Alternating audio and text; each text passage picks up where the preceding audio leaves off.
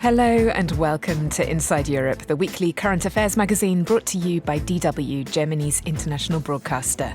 I'm Kate Laycock in Bonn. On today's programme, stealth fleets and underwater sabotage. They are running money from Russia to have this kind of hybrid war against Europe. And also they are taking environmental possibility bomb in our seas. So we should deal every possibility that the law allows us. A landslide victory for the man they're calling the Croatian Trump, and a peek inside the atelier of the tailor to the Vatican's elite, if not somewhat antiquated, Swiss Guard. All those stories and more coming up.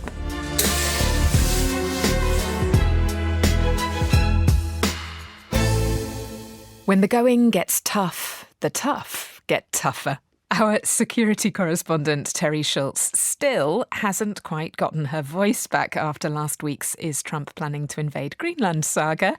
But that didn't stop her heading off to the Finnish capital Helsinki this week to cover a mini summit of Baltic Sea state leaders, where the talk was all about stealth ships and underwater sabotage. A topic so serious that the summit saw NATO announce the launch of Baltic Sentry, a naval operation aimed at stopping malign attacks on its member countries' critical undersea infrastructure. Here's Terry, croaky voice and all. NATO has put malign maritime actors on notice. Cut our cables at your peril. The alliance will not accept that. NATO Secretary General Mark Rutte says Baltic Sentry will add ships, aircraft, drones, and other military resources to the Baltic Sea to deter and ensure accountability for damage to undersea infrastructure running between allies. In the last 14 months, Rutte notes, cables have been severed or damaged 3 times, involving Sweden, Germany, Lithuania, Estonia, and Finland. We will do everything in our power to make sure that we fight back, that we are able to see what is happening and then take the next steps to make sure that it doesn't happen again. And our adversaries should know this. It's virtually guaranteed that adversaries have already noticed a more muscular approach to suspected seafaring vandals, thanks to quick action by Finland taken on Christmas Day, unprecedented in the previous incidents. When electricity and telecommunications cables went out between Finland and Estonia on December 25th, authorities worked quickly to identify that the oil tanker Eagle S had just crossed these lines as it traveled away from a Russian port. Finnish law enforcement officers stopped, turned back, and boarded the ship, soon learning that it was missing an anchor, which has since been recovered from the seabed near the damaged cables. In the 2 previous incidents, the ships stayed in international waters. European authorities were allowed to board one of them, but not to investigate. As he arrived for the Baltic Sea Summit in Finland, Latvian President Edgars Rinkēvičs congratulated the Finns for seizing the Eagle S. What Finland has done was a very good job. First time we see that finally we are not only talking, but also we are having some action. For the first time, an investigation into where a crew got orders to drop and drag its anchor will include interviews with those sailors and documents confiscated from the ship. Something that probe has already found is that the Eagle S is in such bad condition that Finnish authorities won't let it continue sailing as is, no matter what. That's a common feature of the decrepit ships that make up what's known as the Kremlin's shadow fleet, transporting oil from Russia below the price at which it would be subject to international sanctions. They are running money from Russia to have this kind of hybrid war against Europe. Estonian Prime Minister Kristen Michal. And also they are taking environmental possibility bomb in our seas. So we should deal every possibility that the law allows us. What the law allows is an important question, but one the Finns didn't leave to chance, says hybrid warfare specialist Jukka Savolainen. He's with the Helsinki-based European Center of Excellence for Countering Hybrid Threats. So far, the interpretation of international law has been that no, you're not allowed to do anything against a ship that is sailing on your exclusive economic zone.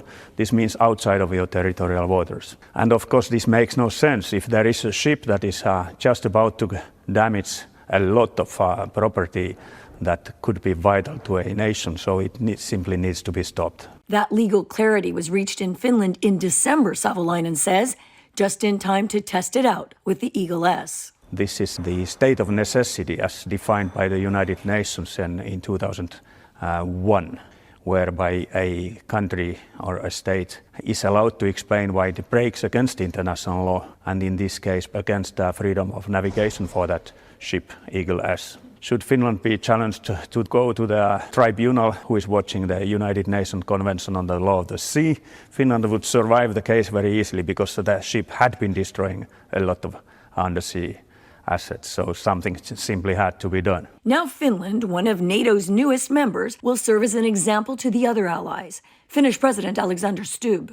We will provide a step-by-step report to our allies about the Finnish model that we used as of the 25th of December with the Shadow Fleet ship in question. We will continue to act robustly when critical infrastructure in the Baltic Sea is in danger.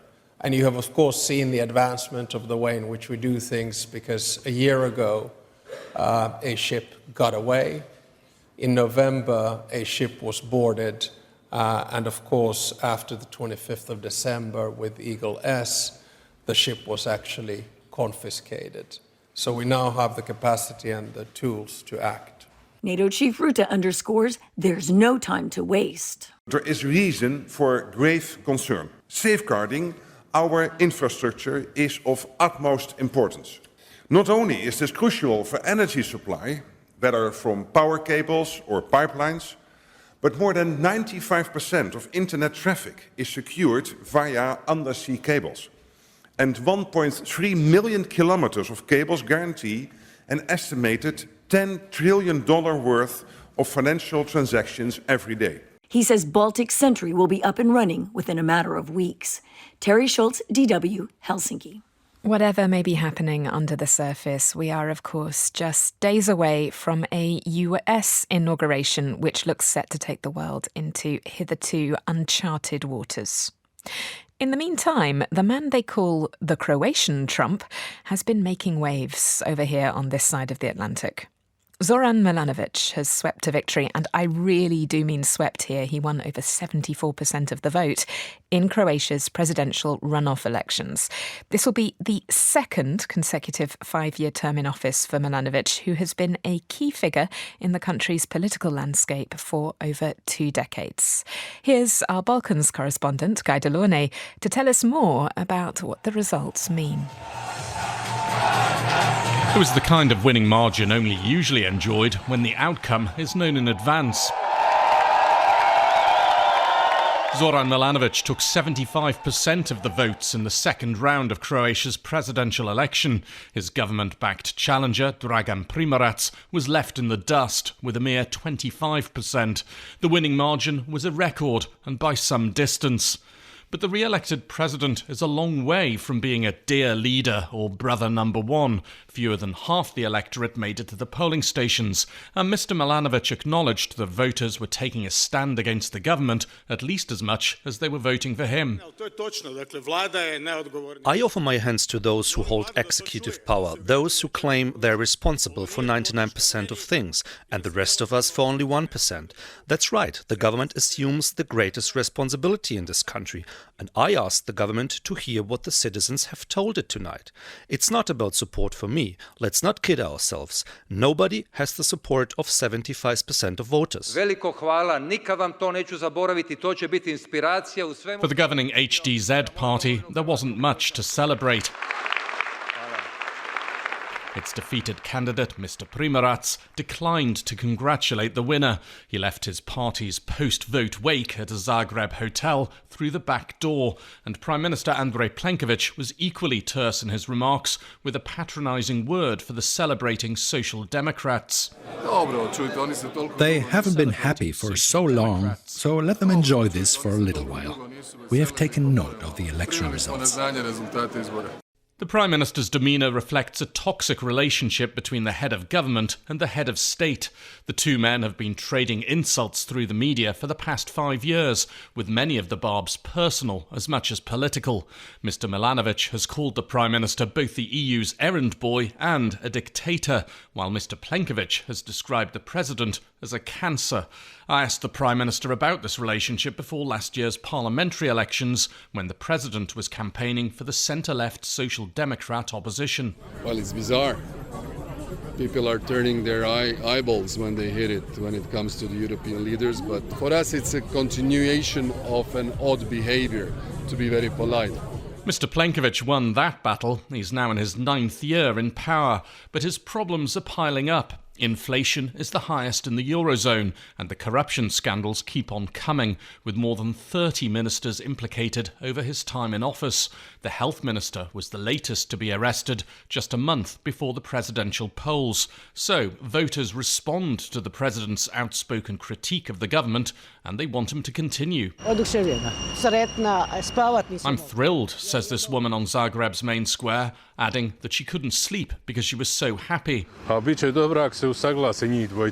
be good if the President and Prime Minister could find common ground, says this man. Otherwise, it'll be more of the same. The President's shoot-from-the-hip approach has also alarmed some international media. They've picked up on Mr Milanovic's opposition to the involvement of Croatian troops in potential NATO missions to Ukraine, as well as his criticism of EU leaders, and they've concluded that the President is a pro-Russia Croatian answer to Donald Trump. But Mr Milanovic was Prime Minister when Croatia joined the EU in 2013 and still maintains close ties to the centre-left Social Democratic Party that he used to lead, so he's more than just a standard-issue populist. You cannot really show the substantial differences between Milanovic and Plenković, and they are the two main figures in this duel, two main figures in political life. Žarko Puhovski is a veteran political analyst in Croatia. It's not liberal versus conservative, it's not centralist versus decentralist, it's not,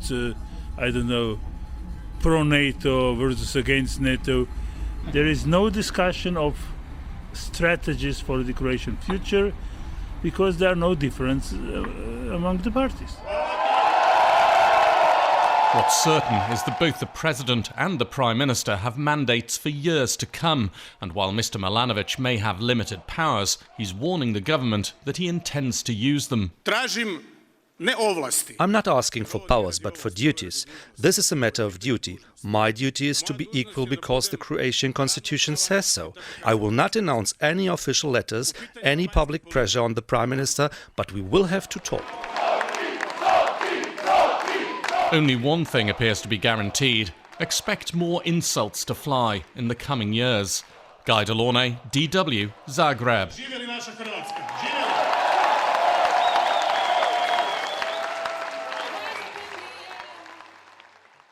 How's 2025 shaping up for you so far?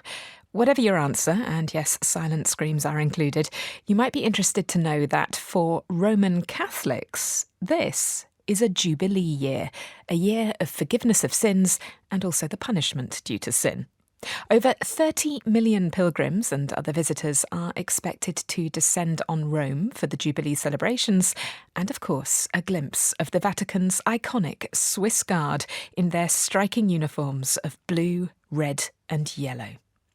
Well, exclusively for Inside Europe, Meghan Williams snuck herself inside the Vatican atelier where these historic uniforms are made for a behind-the-seams look. And that is not my pun, that one really is on Meghan, at a tradition that has been more than 5 centuries in the making. Buongiorno. Buongiorno, piacere. Questa è la sartoria. Inside a small ground floor workshop tucked in behind the main entrance to Vatican City, Etti Ciccioni stands at a long table, putting in order strips of coloured fabric. For more than a quarter of a century, Ciccioni has been the head tailor here at the Vatican, spending long days with a team of 8, sewing the Swiss Guards' iconic blue, red, and yellow striped uniform. The uniforms are made out of pure wool, both the summer and the winter one, which is much heavier and weighs 3 kilograms, he says. Dressed in a crisp fitted suit, Ciccioni glides through the atelier like a dancer on the stage, past spools of brightly colored thread, under high rails with half-finished jackets hanging like party streamers. He slides behind a sewing machine to finish a line of stitching, then sweeps an iron over strips of fabric that will soon be fashioned into billowy pantaloons. Apart from adding a lining to the cape to prevent the threads from being damaged by sweat, the uniform has remained the same since 1914. That's when a Swiss Guard head, Jules Repon, designed the outfit based on paintings of the ceremonial dress of the 16th century Medici and delle Rovere families who then ruled Rome. Esperienza unica, sicuramente. Our job is truly unique, says Ciccioni's wife, Lucia Marcellosi. She joined him in the atelier a few years after he arrived here in 1997. Today, she's cutting and stitching new uniforms for a fresh batch of recruits from Switzerland, where they all come from. Each year, the tailors make 120 new suits, 60 for the winter and 60 for the summer. Ma che dire? What can I say? Every part of the job requires focus and concentration, she says. There are 154 pieces to sew together, so it's very complex. While the uniform fabric is top quality, with daily wear, they can become frayed, especially if a guard stays in the job more than the required 2 years. To prevent old uniforms from circulating, those too worn out to be recycled are cut into pieces. Che magari hanno fatto tardi o sono arrivati tardi in servizio, gli danno magari 2 ore.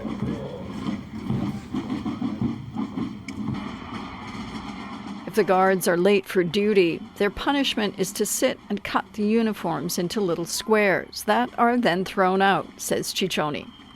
If guards stay in the job for more than 5 years, they get to keep their uniform, though have to promise that when they die, they'll either be buried with it or donate it to a Swiss Guard association.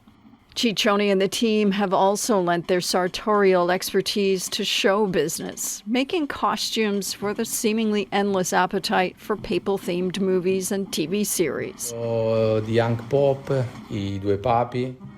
The young pope and the new pope, the 2 popes and the pope's exorcist. The only one we didn't do costumes for was Conclave, says Ciccioni. He hopes to see that movie soon, saying he'll be watching the costumes like a hawk. Sarò molto attento a questo, sì. Megan Williams, DW, Vatican City.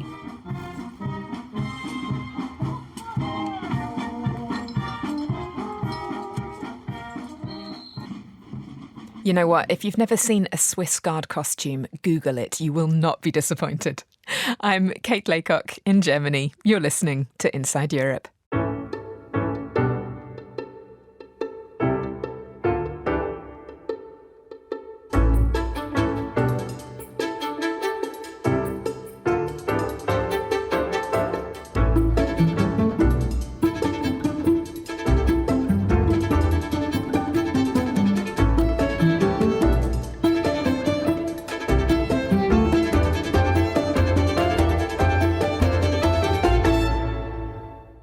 Once again, I find myself having to issue a warning to listeners observing Dry January. The following story contains alcohol. It comes to us from Turkey, of all places, where the country's upstart wine industry, and yes, that really is a thing, is coming up against ever-increasing taxation and controls by Turkish President Recep Tayyip Erdogan's religiously conservative government. Here's Dorian Jones reporting from Manisa in western Turkey. have with good social wine media routes now. start to With social media, we have some Urla Bağ yolu, Çağ Bağ yolu. We are trying to make a Bağ yolu here. Overseeing fields of vines that have grown for centuries in Manisa, Fulya Akıncı and her Spanish husband, Jose Hernandez Gonzalez, explains the region's vast potential for wine. They are part of a dramatic transformation of Turkey's wine industry, as Fulya explains.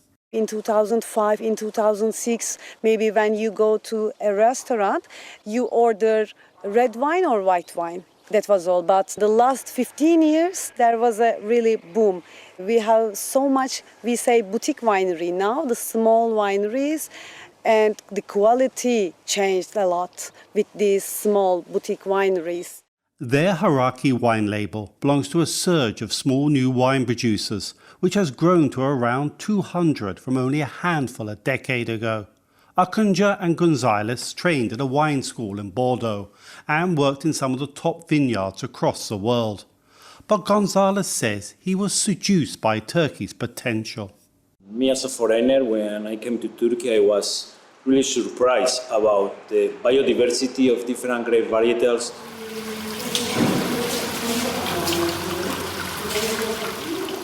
Working out of a lockup in an industrial estate, in 5 years production has surged from a couple of thousand to 20,000 bottles, with 5 individual wines.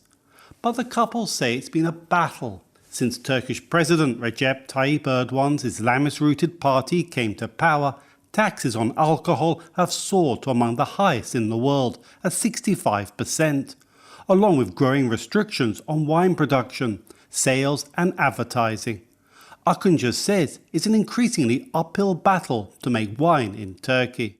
We have some difficulties because of bureaucracy, so much paperwork, and some pressures from the tax problem. So huge pressures on us. Not easy at all. We love make wine, but it's not easy at all. Turkey's broadcasting authorities now ban images of alcohol on television. In much of Turkey, securing alcohol licenses is difficult.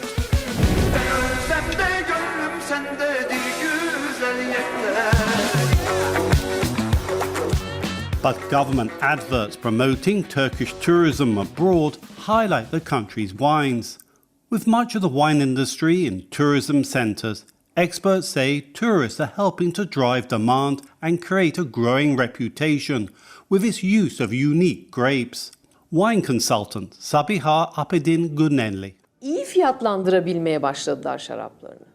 Wine producers have started to get good prices for their wines. They now make more money against all odds. There is international interest, but this does not create an economy at the moment because it is very small.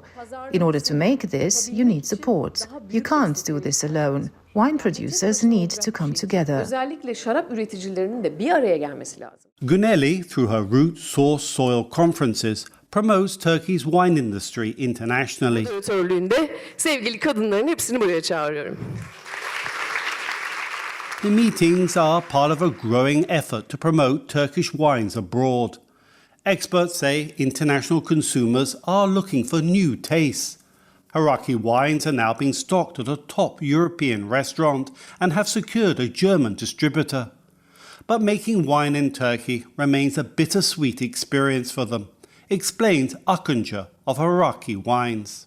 One day we are so happy to make wine here, and we are thinking about increase the volume and make other things, but maybe other day we thinking about to close all and go to maybe Spain or anywhere.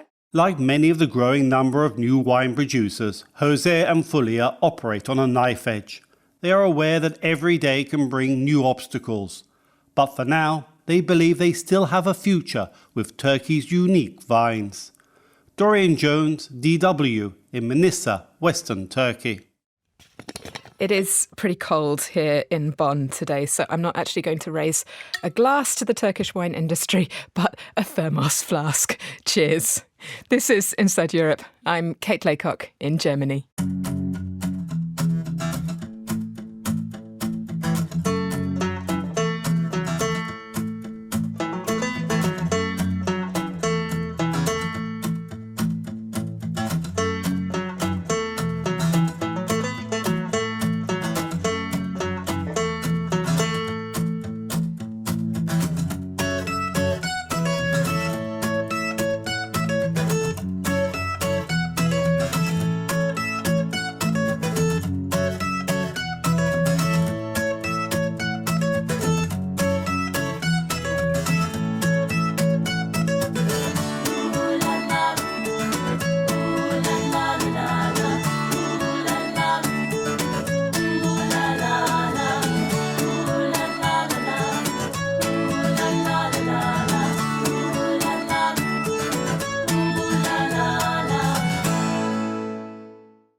You're listening to Inside Europe with me, Kate Laycock, in Germany.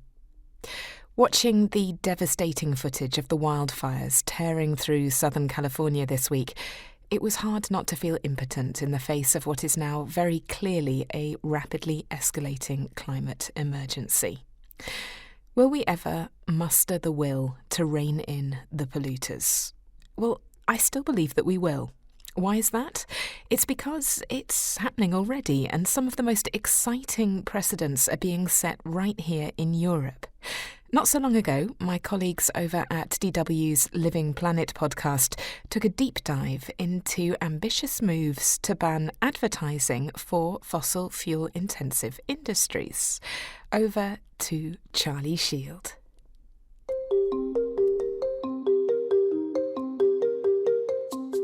Hey, Charlie here. So, to begin, I want to ask you something. Do these things sound dangerous to you? I'm going to fly off in my holidays. But I'll always Like a threat to public health? At British Gas, our home care boiler cover starts from just £10 a month. And because we know how important a warm... If you don't come to BP for Super 93 gasoline, you may notice your engine behaving a bit... To many people, they sound pretty normal.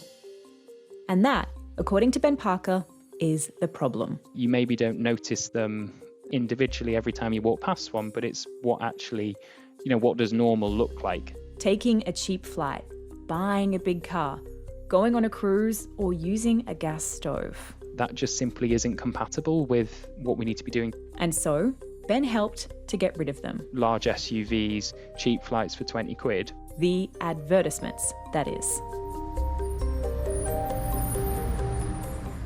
Yeah. You know those posters emblazoned on council buses and bus stops? On billboards and buildings selling bargain flights, luxurious cars and cruise ship holidays? Across the city of Edinburgh, Scotland, they are basically no more. Well, actually, no, the answer just is no, we don't need your money. Why? Because they're powered by fossil fuels. And that is dangerous. These people are trying to confuse you. They want you to be a sucker. This is Living Planet. I'm Charlie Shield.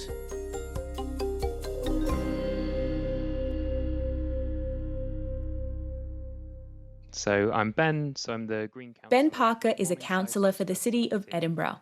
In May 2024, a policy he helped spearhead was introduced by the City Council. The policy that we brought forward prohibits adverts that promote high carbon products, things like for cruise holidays, cruise ships, airlines, airports, all forms of cars. There is a slight exemption for battery electric vehicles and hydrogen vehicles, except in cases where they're SUVs. So actually, if you are advertising an SUV, that's still not allowed, even if it's fully battery operated. No more ads for these things, or fossil fuels or weapons allowed on council property in the city. Ben wasn't always sure such a comprehensive ban would go through. But ultimately, he said, when the council came together to consider it, for most of them, it was kind of a no-brainer. The question that we were really posing was, well, does it make sense for us to be saying that we understand that there is a climate emergency? We've got all these programs of work going on to, push the city to be more sustainable and support residents to make more sustainable choices. But then at the same time, we've got an advertising and sponsorship policy, which is kind of a carte blanche for fossil fuel companies, all these different organizations that we don't approve of. Does it make sense for us to be taking money from them? We said no. Not only did it not make sense for them to take money from companies pushing fossil fuels, Ben said, but it's also a really important move to help residents imagine a different future. Because all of these adverts, they become the backdrop of the city in a way. And it's that sort of thing where you maybe don't notice them individually every time you walk past one, but it's what actually, what does normal look like? And does normal look like, large SUVs, cheap flights for 20 quid? Or does normal look like advertisements for community projects, small businesses, all the rest of it? Ben says the council hasn't lost lots of money since doing it and now wants to find ways to extend the policy even further to cover all advertising in the city.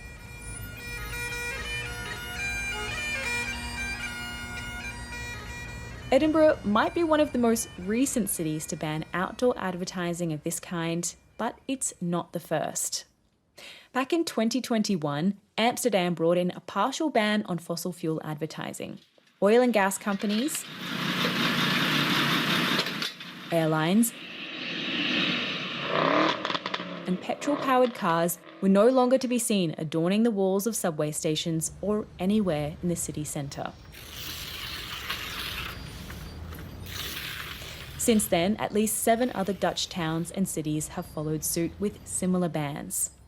And The Hague recently became the first city in the world to make it illegal to advertise fossil fuels and high-carbon products throughout the whole city. Today aimed at banning advertising by fossil fuel companies. Sheffield, Cambridge, Liverpool and Norwich in the UK all have similar ad bans. And in 2022, France became the first country to ban fossil fuel advertising nationwide. La publicité pour les énergies fossiles est désormais interdite. Saviez-vous que interdire les publicités en faveur des énergies Calls for more comprehensive countrywide bans are getting louder. Places like Ireland, Belgium and Canada are all weighing up their own ad bans. So could advertising in fact be a more crucial piece of the puzzle than we'd realised?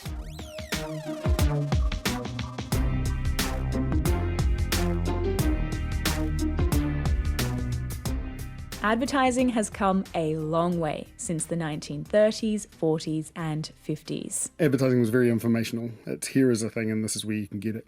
That's Matt Halliday. He teaches advertising and brand creativity in Aotearoa, New Zealand. I'm a lecturer in the School of Communications at AUT, Auckland University of Technology. Here's a couple of those old school ads he was talking about. TV ads from the 1940s. There's no other box of facial tissues like this. Scotty's new Magic Oval Box. Only Scotty's give you tissues that float up gently, one at a time, and come out... Pretty straightforward, pretty repetitive. That's what a lot of ads were like. Although there were some very catchy ones back then too. Homer said to the captain, oh, how my stomach aches. Well, the captain says the only trouble with you, son, you're hungry. Get some flakes. Kellogg's Corn Flakes is a mighty good flakes. Kellogg's Corn Flakes is the flakes to buy. Anyway, eventually marketers figured out that connecting with consumers on an emotional level was much more effective for many products. It makes it seem more relatable, more memorable. If you think about the big brands that you're seeing advertised today, your Nikes, your Cokes, they aren't necessarily making ads specifically about their product. They still do sometimes, but it's more about an emotional connection. They connect a human truth to a brand. So good ads and the really creative ads will make you feel understood, or seen is probably a better way to put it.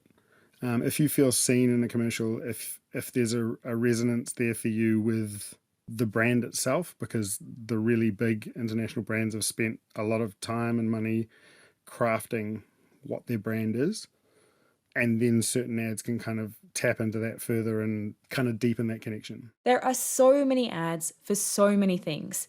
Advertisers have to be pretty clever to cut through the noise. The advertising industry is, in a way, peak capitalism. You're trying to get people to buy more stuff. It's about growth of GDP, selling more than you sold the year before, selling more than your competitor.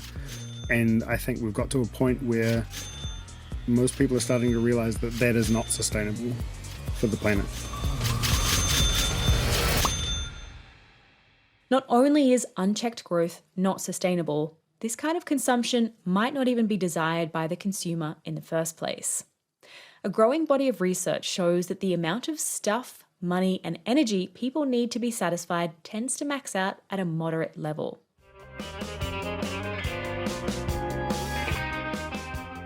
So imagine you go about your life and you're happy, most of your wants and needs are satisfied, but then someone comes along and shows you this ad all the time, right? Of people taking these flights to the Caribbean. And of course the Caribbean is projected as having white beaches and beautiful people running around sipping nice drinks. So all of a sudden you want to go to the Caribbean. You didn't want to go to the Caribbean before.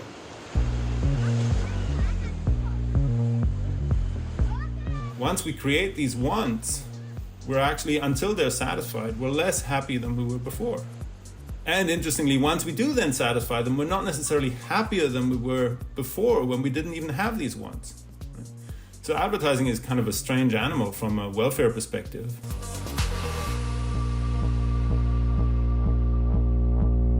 Peter Deitch is the guy who tends to agree.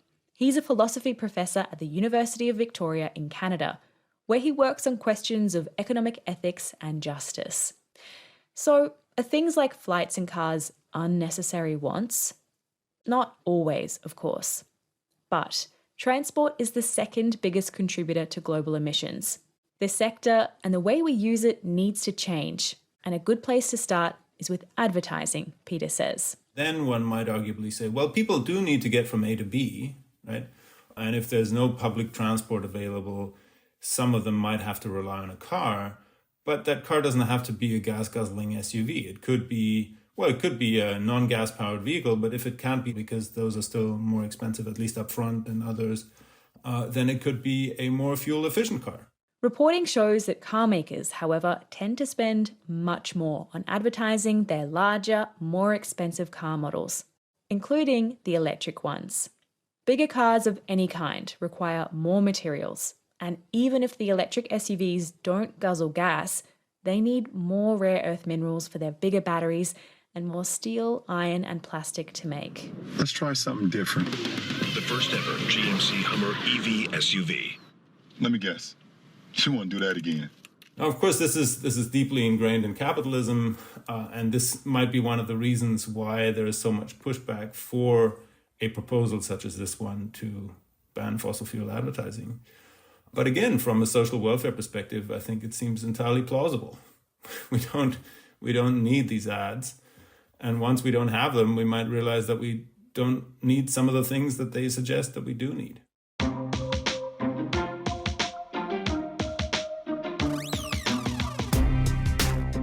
And, Peter adds, it is just the ads we're talking about at this point. We're not going to tell people not to take flights. We're not going to tell people not to drive their car, but we're just going to say, let's ban the advertising.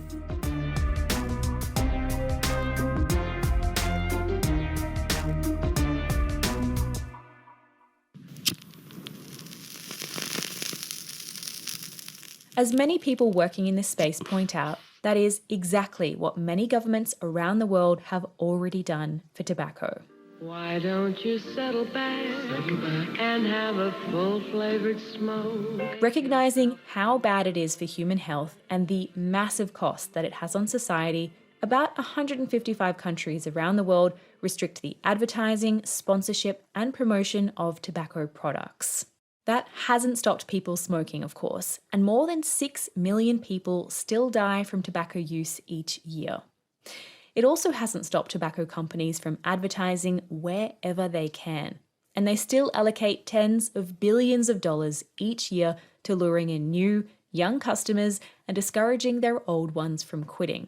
But smoking is much less common today and fewer people die, around half as many in the US compared to the 1990s. And that is, in part, thanks to banning tobacco ads.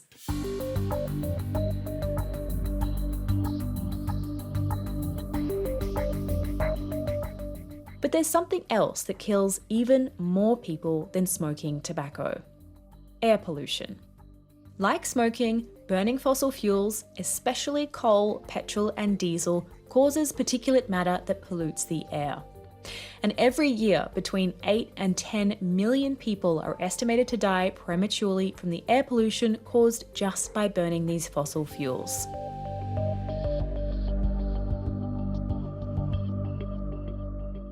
And that's not where the parallels between advertising, tobacco, and fossil fuels end.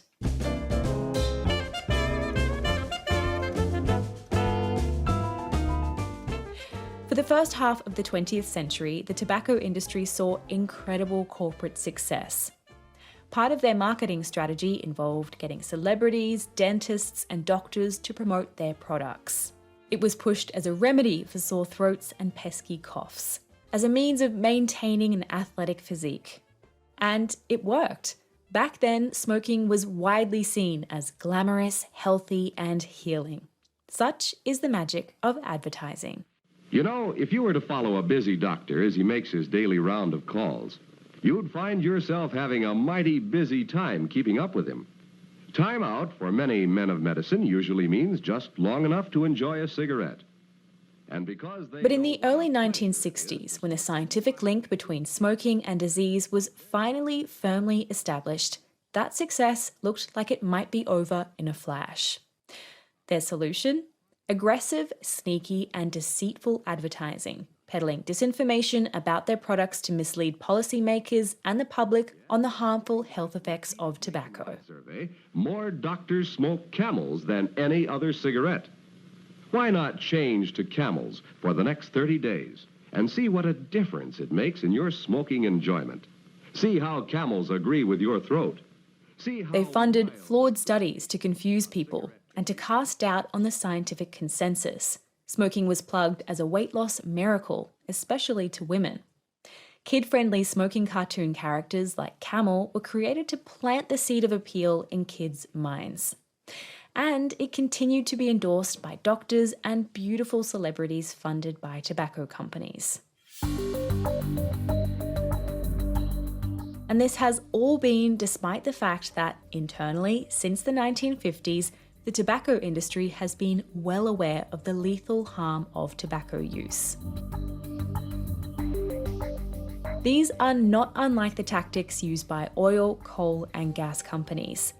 Companies who have been acutely aware of the hurt their products cause since the 1970s. The fossil fuel industry essentially adopted the tobacco industry strategy, and sometimes people refer to it as the tobacco playbook. Naomi Oreskes is a professor of history and of earth and planetary sciences at Harvard University. She's also an expert in disinformation and the co-author of Merchants of Doubt, How a Handful of Scientists Obscured the Truth on Issues from Tobacco Smoke to Global Warming. So it's in many ways almost identical. I mean, in recent years, as the issue has changed, they've developed a few new original strategies as well. But the whole strategy of saying the science isn't settled, we don't really know, and anyway, it's your responsibility, that comes straight out of tobacco. As with tobacco, scientists were voicing their concern about the threat of climate change and the role fossil fuels played decades before a scientific consensus was officially reached.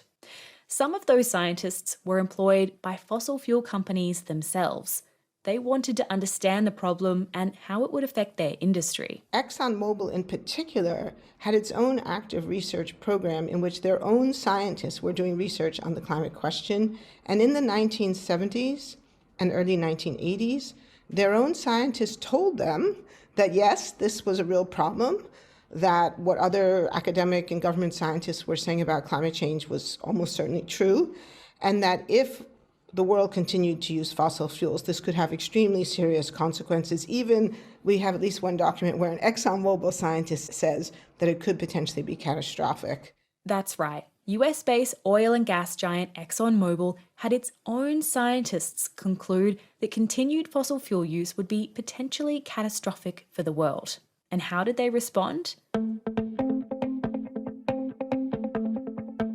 Right around the time that the scientific consensus emerges that climate change is actually happening, so not just a prediction about the future, but something that was already now underway, that begins in 1988 with the work of NASA climate modeler Jim Hansen and his team.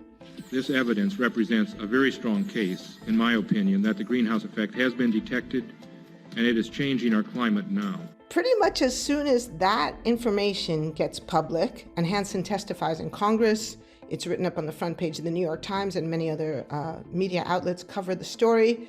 A top NASA scientist is making headlines with a dire warning: stop global warming or face... That's when we see the fossil fuel industry shift in a pretty dramatic way. Starting around 1989, 1990, 1991, we see the fossil fuel industry beginning to mobilize to fight the facts, to push back against the science, and to spread the message which they have been spreading ever since, that we don't really know, the science is unsettled, there's no consensus, and anyway, if there is a little bit of warming, it's not that bad, And anyway, we can't live without fossil fuels, and to try to abandon fossil fuels would wreck the global economy. In fact, it would, wreck civilization as we know it.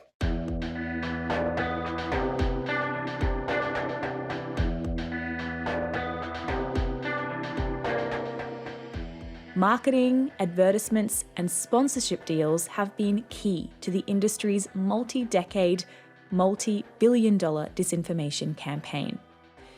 From denying the existence of climate change and questioning the science, to scaremongering about the cost of ditching coal, oil, and gas, to then shifting the blame onto individuals, to now positioning themselves as trailblazers in the green transition, the fossil fuel industry's public relations campaign has been highly adaptive and remarkably distracting. So everyone's heard of the notion of a carbon footprint, and it's not a bad idea. I mean, as we've said, these people are clever. So the idea of the carbon footprint was popularized by British Petroleum. In the early 2000s, BP hired a PR firm to help them put a different spin on the climate crisis. Enter the carbon footprint calculator they unveiled in 2004. And it was part of a strategy they used to shift attention to the consumer, to shift attention away from the supply side to the demand side, and to imply that this was somehow our fault as the consumer because we were the ones who were doing all this driving, flying in planes, eating all this meat. And of course, it's not false. I mean, a lot of disinformation works because it's not a straight out lie, but it's a kind of misdirection. It is true that the choices we make as individuals make a difference. And in a way, that's good because it's empowering, because it reminds us that we can make other choices. But on the other hand, it's also true that we live in a world that is structured by the fossil fuel industry, who fights tooth and nail to prevent us from having good alternatives, who have lobbied in Congress for decades to prevent the sort of policies that would support the transition to renewable energy. So many of us don't have good alternative choices, and that's to a large extent because of the things that the fossil fuel industry has done.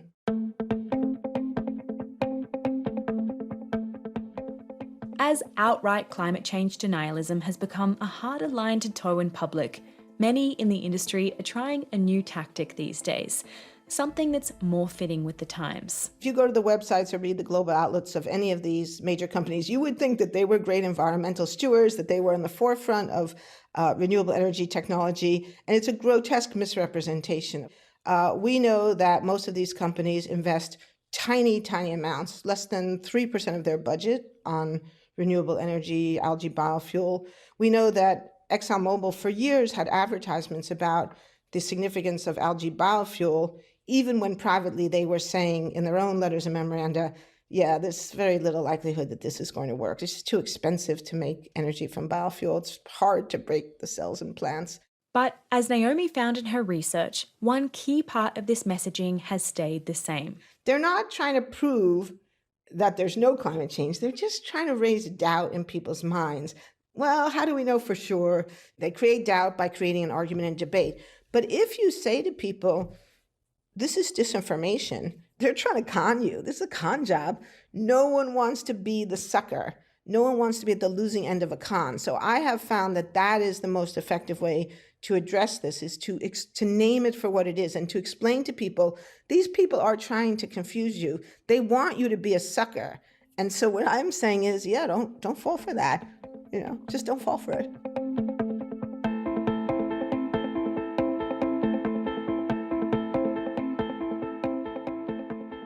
And there are still seemingly plenty of opportunities to be a sucker.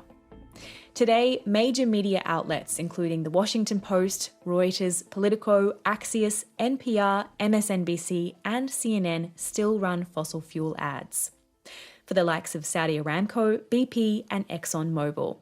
These same companies, as well as Chevron, Shell, and Total Energies, are also major sponsors of influencers on Instagram, TikTok, and Twitch, where they pay people to plug gas stations and fuel rewards cards.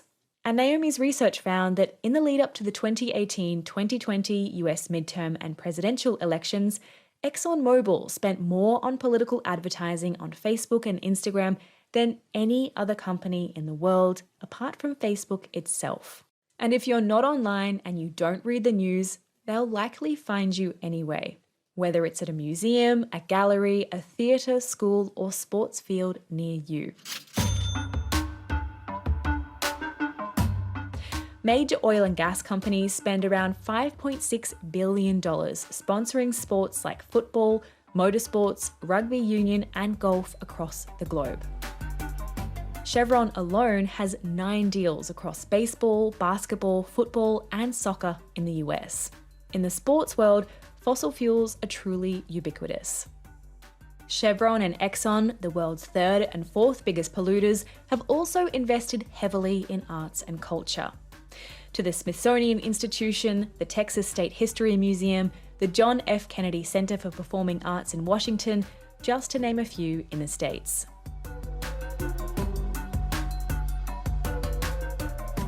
Researchers know that sponsorship is a really important part of building social capital for companies. Here's advertising and brand creativity lecturer Matt Halliday again. The advertising and marketing industries have a role to play in building that social acceptance. And what advertising does is it gives social license to industries, the fossil fuel industry, that they still have license to do what they're doing.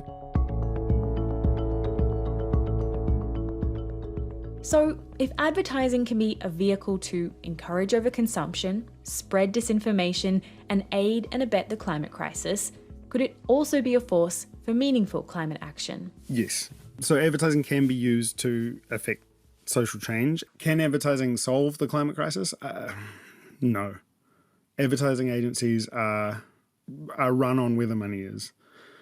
Who's paying for the campaign that changes the behaviour? I don't know.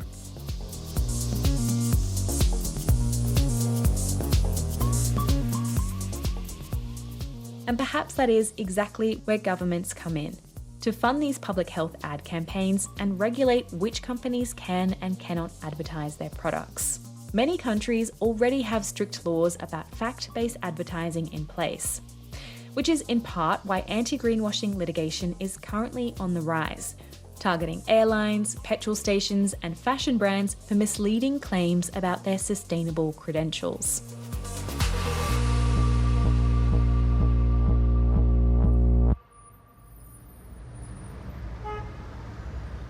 Back in Edinburgh, Councillor Ben Parker says the council sees the fossil fuel ad ban as part of its responsibility to its residents. As we reflect on the changes that we're going to need to see across society as a result of the impact of climate change, we are going to have to change our behaviours, we're going to have to change attitudes, and we're going to need to, as a local authority and as governments, we're going to need to support people through those changes.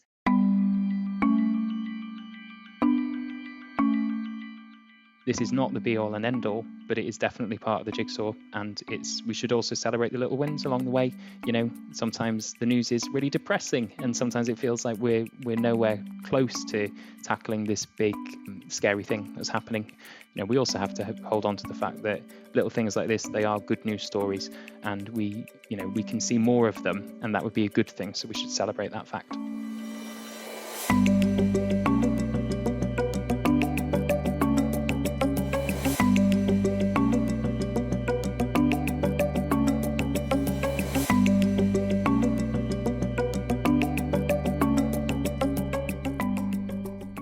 Yes, please, to more good news stories. We could do with them here on Inside Europe.